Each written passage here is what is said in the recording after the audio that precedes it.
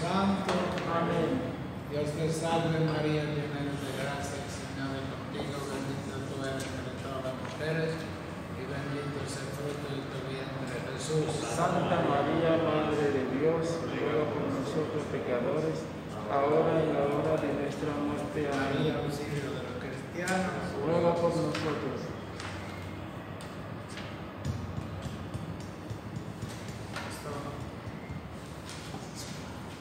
Sí, hay que colocarlo. Sí, pero no puedo gritar.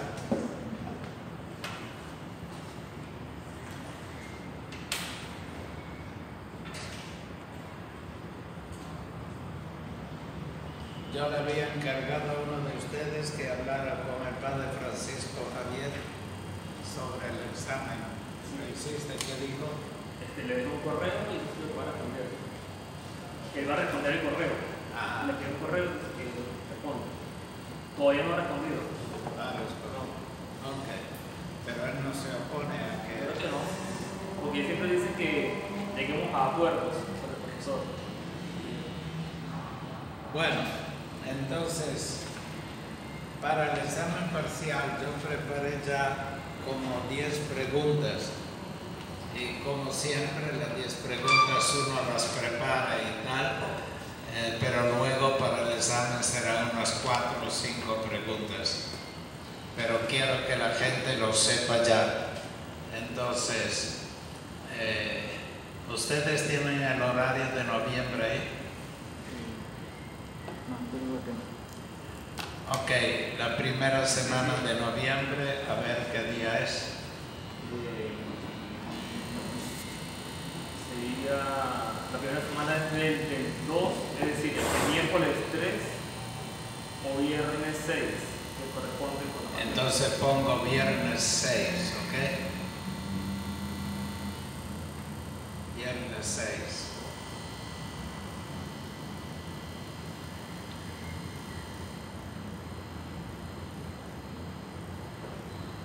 ¿Estás o no?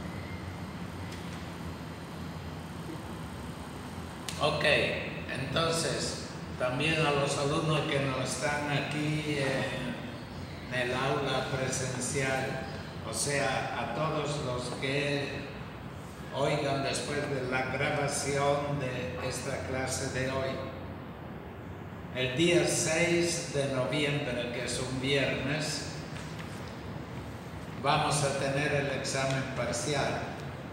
Y este examen parcial, de acuerdo ya con las autoridades del ITER, quiero que se dé en la sede del ITER. O sea, todos los alumnos, sean los de presencia actual aquí en Sarria, sean los que tienen o siguen las clases por la grabación en sus casas, etc., van a recibir el cuestionario del examen. Se trata de 10 preguntas de esta primera parte de la eclesiología. De las 10 preguntas que hay que prepararlas bien. Naturalmente yo luego escojo unas 4 o 5 preguntas que hay que contestar en el examen presencial. Así que todos van a recibir el texto de las preguntas y luego naturalmente prepararse adecuadamente. Aquí tengo el texto y uno de ustedes se encarga entonces de enviar todo esto. Ven acá un momento.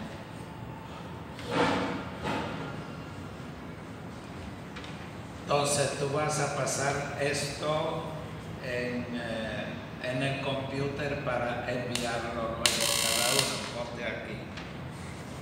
Y las preguntas son las siguientes. Si no entiendes todo, trata de entender todo.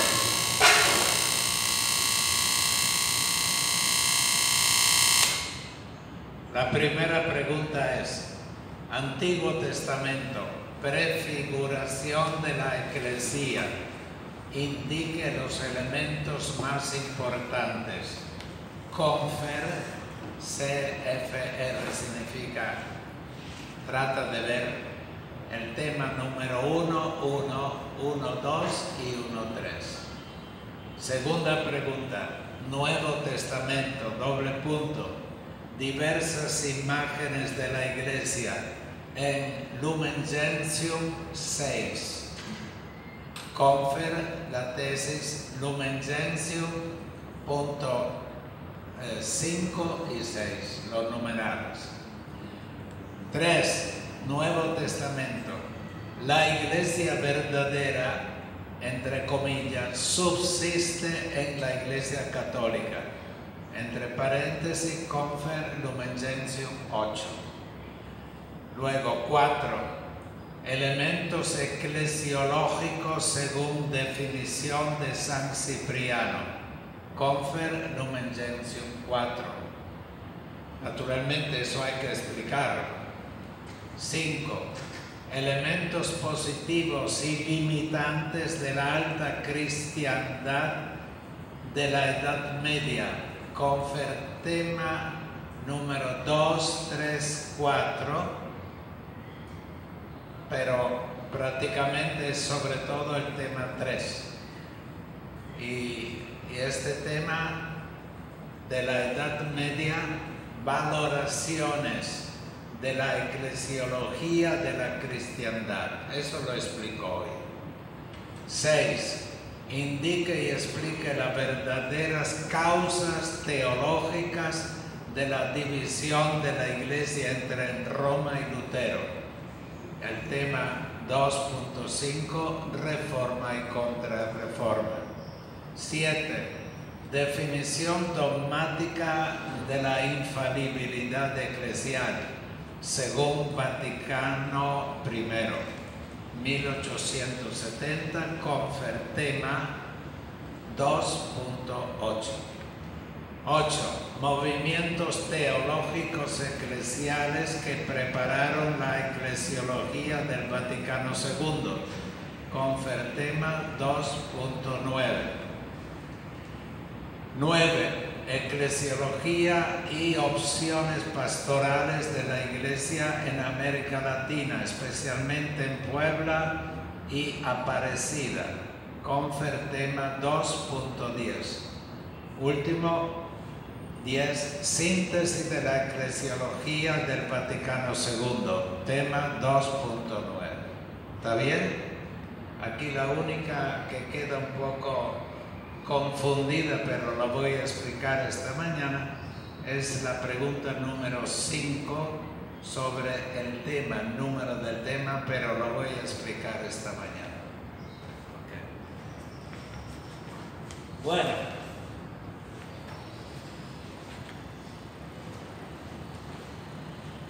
entonces me encuentro con el tema de la Edad Media. Aquí en los apuntes que les di a ustedes estaba escrito 2.3, pero luego a mano escribí 2.4. El título es La Iglesia, la teología y la experiencia eclesial de la Edad Media. Valoración de la eclesiología de la cristiandad. Ok. Naturalmente, antes de eso hay que recordar, pero olvidé traer el marcador. Hay que recordar entonces lo que hemos hecho hasta ahora a la luz de Carisma y a la luz de la institución.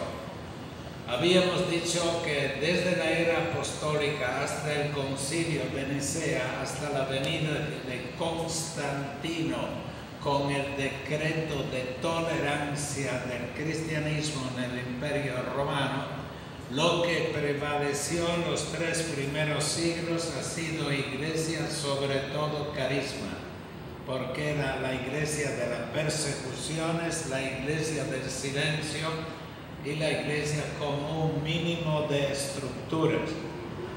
Y luego, desde el 325 o 310, según la fecha del decreto de Constantino, en adelante, comenzó la Iglesia a sentirse libre de estructuras externas.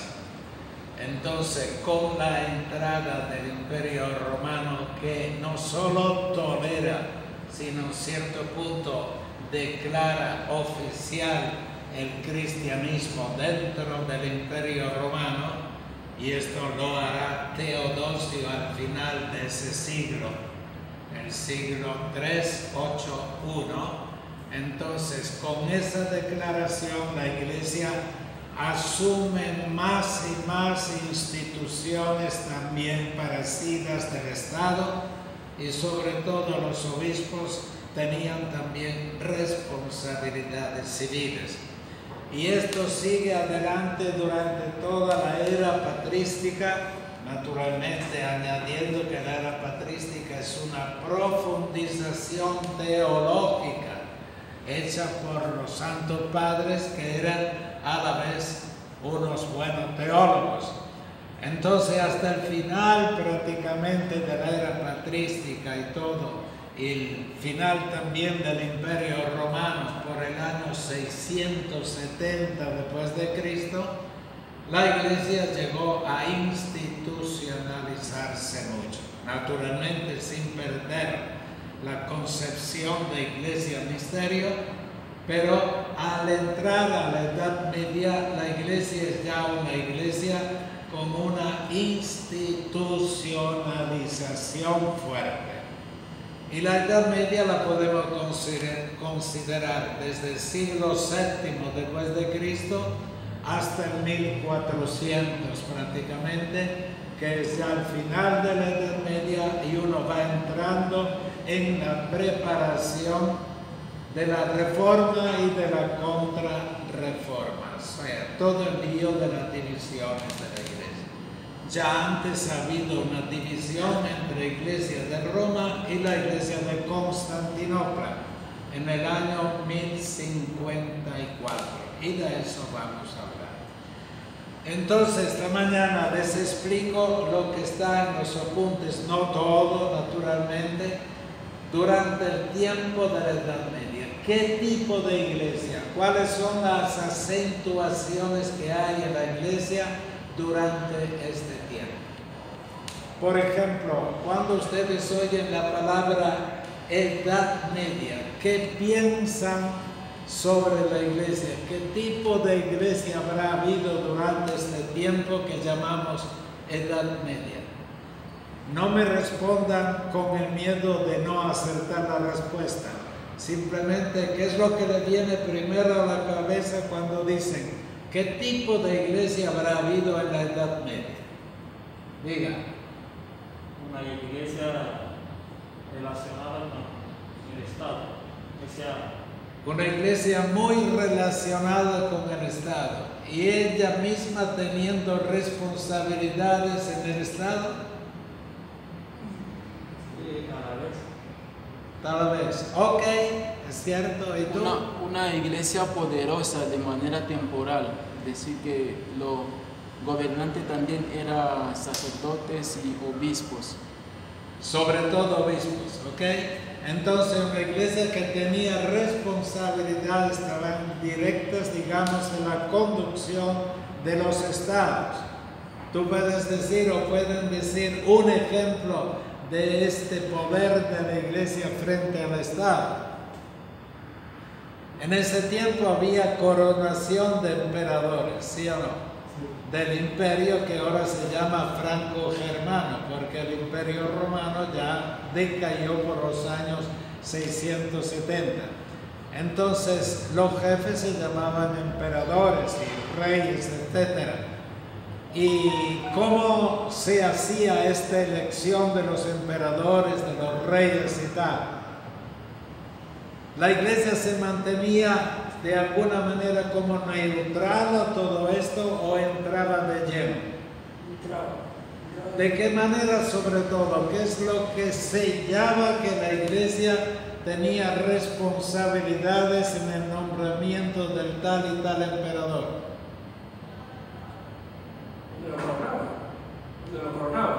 Lo coronaba, pero más que coronaba, los ungía.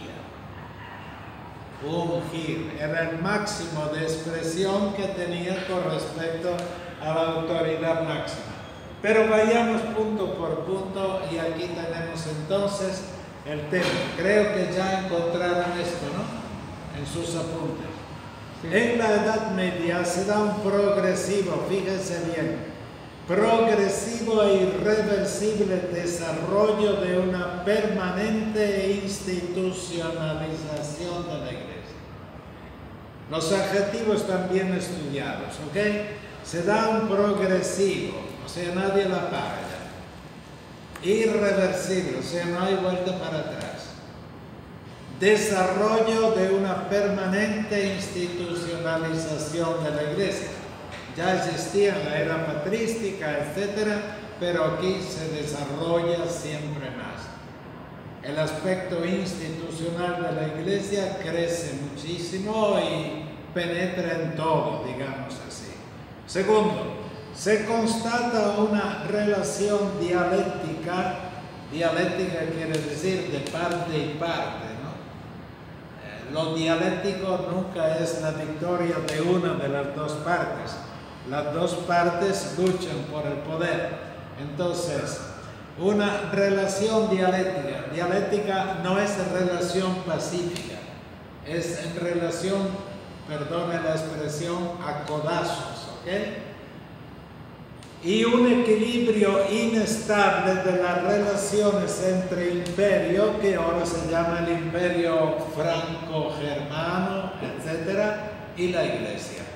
La convivencia entre Iglesia y Estado no fue fácil, no fue fácil.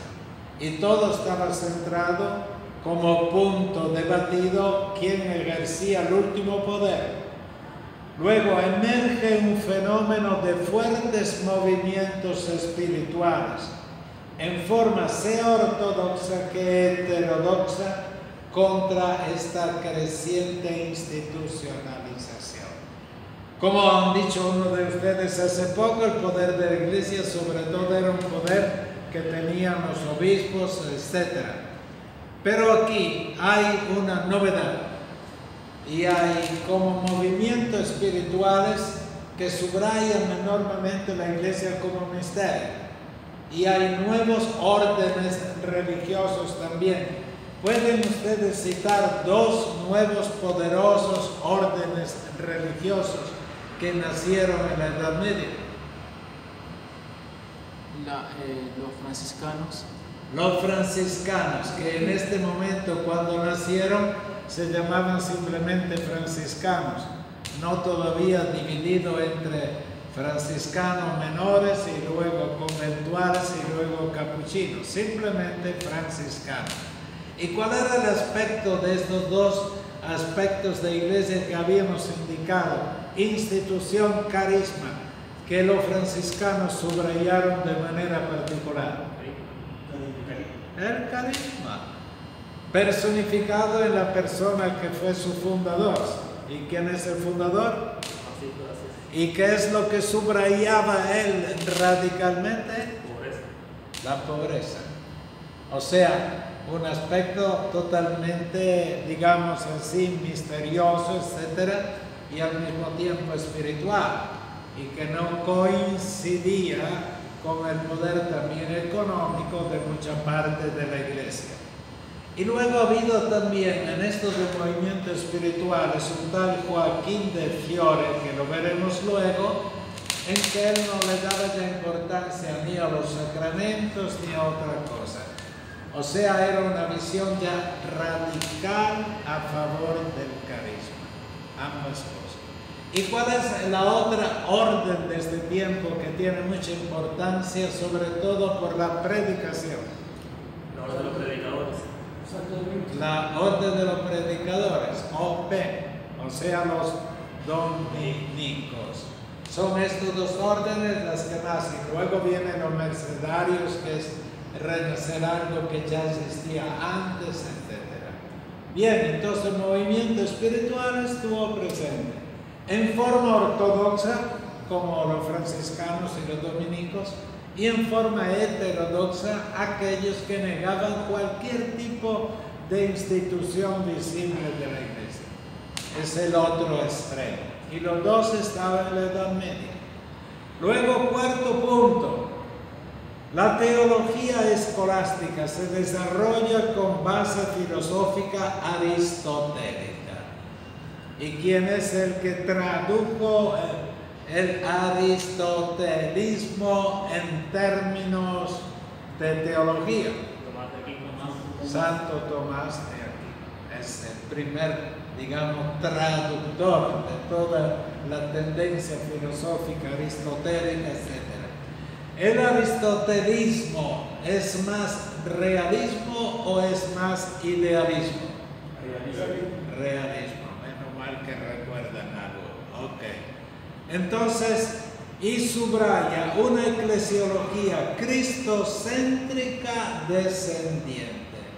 Yo les hablaba el otro día de una cristología ascendiente y una cristología descendiente. La descendiente arranca de la divinidad de Cristo y luego llegando a Jesús de Nazaret, etc. Marcando un significativo viraje de la eclesiología pneumatológica del periodo patrístico. O sea, cuando la eclesiología subraya mucho lo pneumatólogo, subraya el aspecto de la presencia del Espíritu Santo dentro de la iglesia. Entonces, eso también es importante. Mire que estas cosas que digo aquí son todas cosas que se aplican a toda la Edad Media. ¿Okay? Y luego viene el otro punto. La organización eclesiástica asume una clara dimensión piramidal. ¿Ok? Piramidal. La pirámide, ¿cuál es lo primero que se ve en la pirámide? ¿Es la base o arriba? Sí, se ve. Pero tú, si quieres construir una pirámide, y los egipcios construyeron varias pirámides, comenzaron por la base. Y la base que sube al máximo. Entonces el aspecto de la iglesia, antes de ser llamada pueblo de Dios, es una iglesia jerárquica, es una iglesia piramidal, y el máximo de autoridad frente al hecho de la jerarquía, etc. Acentuada especialmente por la interpretación del papado. Después de 1000 años, el poder del Papa, la descripción del poder del sucesor de Pedro está clara. Aunque aquí no hay definición dogmática. La definición dogmática sucederá 1000 años después. ¿Okay? Es la época que se conoce con el nombre de cristiandad, dando origen a la eclesiología de la cristiandad. Grábenselo bien. ¿Okay? Cuando hablamos de palabra cristiandad dentro de la iglesia, se subrayó siempre el aspecto monolítico de la institución externa también, de ser un poder externo, la cristiandad. Cristiandad es diferente de cristianismo. ¿Okay? Cristiandad es la estructura, el conjunto, el poder de la iglesia. Y la cristiandad medieval ha sido nombrada así y luego trasladada a otras partes. Por ejemplo, cuando ustedes lean la evangelización en América Latina, y uno de los temas que tenemos, se dice, la iglesia en América Latina, ¿qué tipo de eclesiología trasladó? Y era la eclesiología de cristiandad sobre todo. Naturalmente está todo el aspecto misionero de los primeros, etc. Entonces la cristiandad hay que interpretarla adecuadamente. Ok. Entonces se da origen a una eclesiología de cristiandad cuyo aspecto positivo y negativos vamos a ver luego. ¿Okay? Luego viene aquí la primera ruptura de iglesia. Por 1000 años, con ocasión de los concilios ecuménicos, ha habido 7 concilios ecuménicos en el primer milenio. ¿Okay? En todos estos concilios ecuménicos, la iglesia, el documento final, representó la ortodoxia de la iglesia. No había herejías que los concilios no hayan rechazado. Pero siempre ha habido, al final de cada concilio, y casi todos, un hereje. o varios herejes, los que no aceptaron las conclusiones finales. Pero eso no implicó ruptura de la unidad de la iglesia. Esto es muy importante. Cuando ahora se habla mucho de ecumenismo, de unión de las iglesias, el Papa Benedicto XVI dice que quede bien claro que durante el primer milenio nadie cuestionaba, por ejemplo, el primado del sucesor de Pedro. Era una iglesia unida en la unidad, no solamente teórica, etcétera, sino estructural como tal también. Entonces, la ruptura de la unidad fue una ruptura entre la Iglesia de Oriente, cuya sede principal era Constantinopla, y la Iglesia de Roma, que entre otras cosas ambos tenían un rito diferente, pero el rito no implica como tal ninguna herejía. Hay varios ritos en la Iglesia, especialmente en Asia, ahora en África también, que están en perfecta comunión con el rito latino. Entonces, en 1054, comienzo del segundo milenio, la unidad milenaria de la Iglesia, una unidad que duró un milenio, construida sobre la convergencia doctrinal, lograda a través de los primeros 7 concilios ecuménicos, sobre todo cristológicos. Nicea es concilio cristológico, Éfeso es concilio cristológico, Calcedonia es concilio cristológico, y luego vienen los que repitieron algunos concilios. Se rompe más por razones litúrgicas disciplinarias, que ustedes estudiaron la historia o tenían que haberlo estudiado, y políticas, que por razones estrictamente doctrinales. Esta fue la primera división. Lamentable esta división, dura por más de otro milenio. Y creo que les dije que durante el Vaticano II, en una de las sesiones en las cuales estaba presente el patriarca de Constantinopla, invitado por Pablo VI, ¿verdad? Ambos, Pablo VI y luego el patriarca Atenágoras de Constantinopla, sacaron el texto de la excomunión. Ambos. Pablo VI está excomulgado por el patriarca de Constantinopla y el de Constantinopla excomulgado por el Papa de entonces. Y rompieron la excomunión. Dios mío, después de 1000 años. Qué fácil es dividir y qué tremendamente difícil y lento es encontrar de nuevo la paz. Entonces, la Iglesia de Oriente y la Iglesia de Occidente. Los concilios se rompe por más razones, etc. Dura más de otro milenio. Solamente en el Vaticano II se produce, si no la restauración de la unión, ciertamente un nuevo clima de relaciones que culminó con la cancelación de la recíproca excomunión. Esto ahora hay un clima totalmente diferente. No solo esto, sino el año pasado, en una ciudad de Italia que se llama Chieti, una ciudad no importante, digamos, en la geografía de Europa, etc., se reunió la comisión mixta ortodoxa y católico romano para hacer un estudio de todo el primer milenio, por qué aconteció aquello.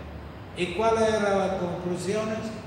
Todos votaron aquello de interpretar el primado como no común, como doctrina en el primer milenio, etc., está equivocado. En el primer milenio nadie ponía en duda el primado, etc. La infalibilidad no había todavía, naturalmente, lo que más tarde se daría, el texto de la infalibilidad dogmática. pero la conciencia de primado del sucesor de Pedro no había conclusiones que contradijeran esto. Entonces ese es un estudio histórico definitivo sobre este problema.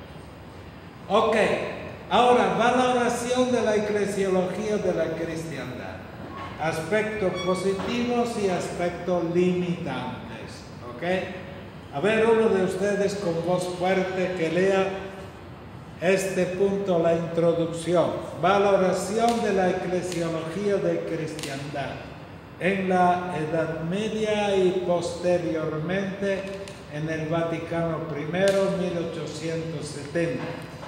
Se da un modelo eclesial muy marcado por la visibilidad de una iglesia concebida especialmente, no exclusivamente, como institución, casi fuera la perfecta sociedad, eso se lo expliqué el otro día, divino-humana. He aquí algunos aspectos positivos y limitantes de este modelo, leído naturalmente con los ojos actuales, distantes de la realidad valorativa eclesial de la Edad Media. Entonces, vamos a ver, ¿tú cómo ves esto? Acércate al micrófono.